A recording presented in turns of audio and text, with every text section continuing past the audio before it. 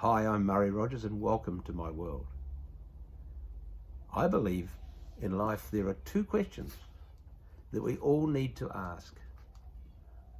And the answers to these can provide real peace, real resolution, a real sense of identity, of peace,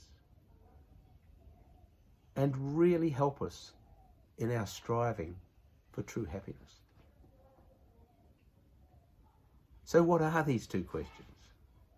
Well, simply, who am I and what am I here for? Or what have I come here to do? And my quest is to share my journey, discovering my answers to these most amazing questions, to uncover a true sense, my true sense of who I am. Not the illusion, not the facade that I was living, and I believe most of us are, but hidden beneath the real treasures of who we are in our essence, and recreate our life and purpose around that real sense of knowing who we are.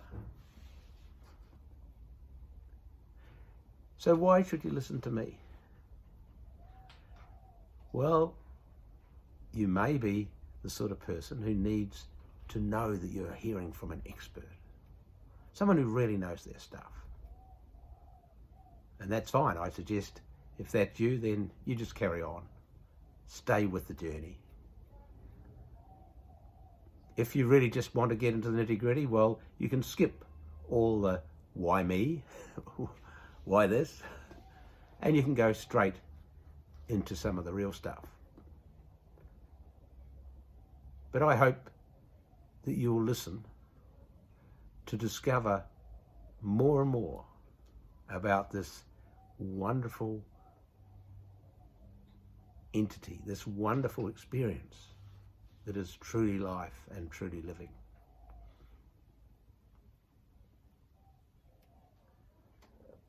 You see, I believe that there are two types of knowledge. There is what we'd call academic knowledge, or knowledge we learn from doing courses, reading books, attending lectures. And have I done any of that? Well, I guess I've done my fair share. I started off at university doing geography, sociology, psychology, whatever I liked.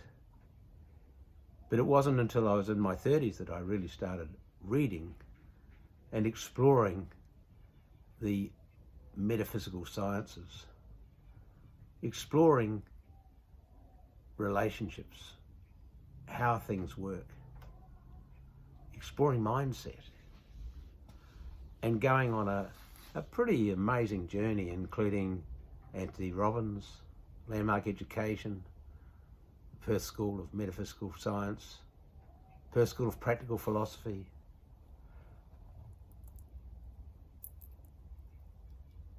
Toastmasters International, and many organisations which I challenged myself and not only participated but actually got involved with tutoring or mentoring and wherever I could really explore further. And I've read hundreds of books, I guess, in all of these areas, but does that make me an expert? Not really. Because I believe true knowledge is what I'd call experiential knowledge. That's the knowledge gained when you take life full on, when you participate fully in courses and actually experience what is being taught. Because when you really experience something emotionally and something changes within, it's changed forever. Then you have truly learned. And you get to a stage where you just know. You don't have to know how, you just know. And I guess many would call that faith. But for me, that state of knowing can only be derived through true experience. So what do I mean by that? Well, there are many examples which I will go into. But just to give you a taste, when I was 44 years of age, I was a director of a public company, and we'd held a directors meeting in our offices in Leederville, and we decided, it was a Wednesday evening, that we'd go down to the pub for a drink afterwards to just unwind. And we found ourselves in the Leederville Tavern, I guess about 5:30 on this Wednesday night, and surprisingly it was crowded. There seemed like hundreds of 20-something-year-olds filling the floor, enjoying themselves. And the scene was quite packed. There was this very large area, and right in the middle of that area there was a dance floor that was empty. It was raised up, and in the corners of the dance floor there were these, what I'd call, bird cages with pretty scantily dressed ladies dancing in them. Anyway, here's these 3 suits standing there wondering what to do, and I could hear the music was loud, and it was just sort of like double beat, but no one was really able to dance to it or getting into it. And then I saw these 2 likely looking 20-something-year-olds, and one of the guys was sort of trying to get with it. So I just spontaneously went up to him and I said, "Hey mate, I'll give you $10 a minute, up to 5 minutes, if you get up on that dance floor and show us what you got." And to my surprise, he took me up.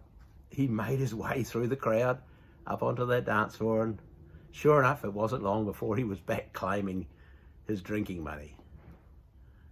But before he did, he looked me in the eye and he said,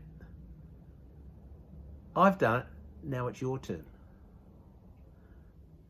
And all of a sudden, my fellow directors are sort of looking at me, and I had to make a decision.